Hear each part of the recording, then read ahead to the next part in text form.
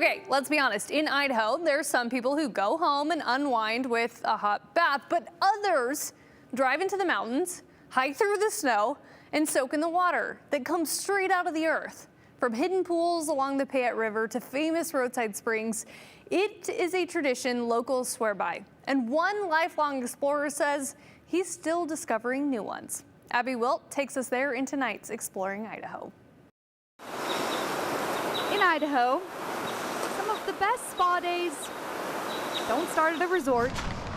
They start with hiking boots. That's like, home run deal. And those hiking boots have taken Steve Stubner to hot springs all over Idaho. I've been exploring hot springs my whole life in Idaho, and I still don't think I've hit them all. Along the way, he's seen jaw-dropping views and wildlife. We had a bull moose walk up to our pool. Right to our pool. These guys from Montana are like, where do we hide? Idaho's hot springs have been used for centuries, first by Native American tribes for bathing, cooking, and healing. Hot springs form when rain or snow melt seeps underground, where it's then heated by rocks near the Earth's interior. That heated water then travels back up through cracks in the ground and flows out at the surface, often creating pools. By the late 1800s in Idaho, several hot springs were turned into commercial resorts, and Boise even built the nation's first geothermal district heating system, using natural hot water to heat homes and buildings along Warm Springs Avenue. Today, geothermal water in Idaho is still used for heating buildings, greenhouses, and Stubner's favorite, recreation. Idaho has the most usable hot springs in the nation, with about 130 of 340 soakable hot springs.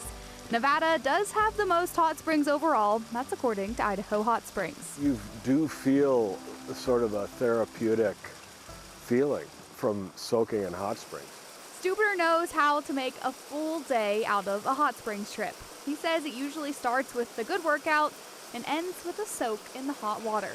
Do a loop drive to Garden Valley and up towards Stanley and hit Kirkham, Bonneville, Pine Flats. All those hot springs are right there, like within an hour and a half of Boise. So that's the loop we tried.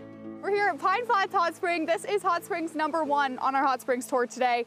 This was about a quarter-mile walk-in right along the river. Once you get here, it's a pretty big pool of very warm water and gorgeous views overlooking it.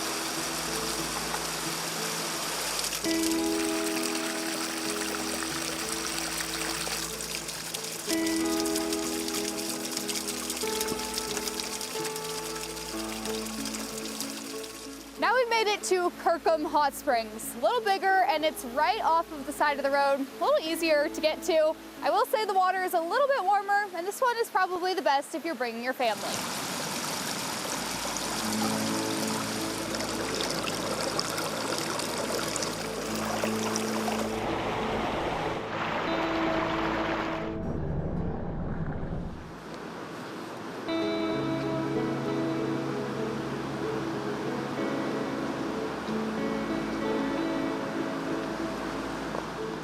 The Hot Springs Hot Spring is what I'm in right now, and it is the last on our tour today. The Hot Springs Hot Spring is right across from the Hot Springs campground, and it's also right along the Payette River. Now, there's only one tub in the Hot Springs Hot Spring. The others are a little too close to the river to be warm.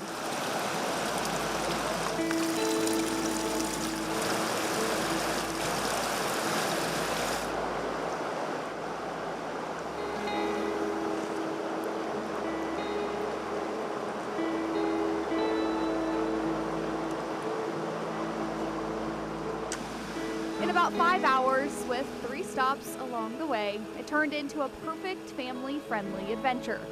Stubner says the only thing that would have made it better, taking a jump in the Payette River afterwards. After you've been in a hot pool for half an hour or whatever, and take a cold dump in the river, that's living. I mean, that's the way to do it. While Idaho's hot springs are fun to hike to, relaxing to sit in, That's warm. and beautiful to look at, they're also a hidden gem of the Gem State. It's part of what really makes Idaho special.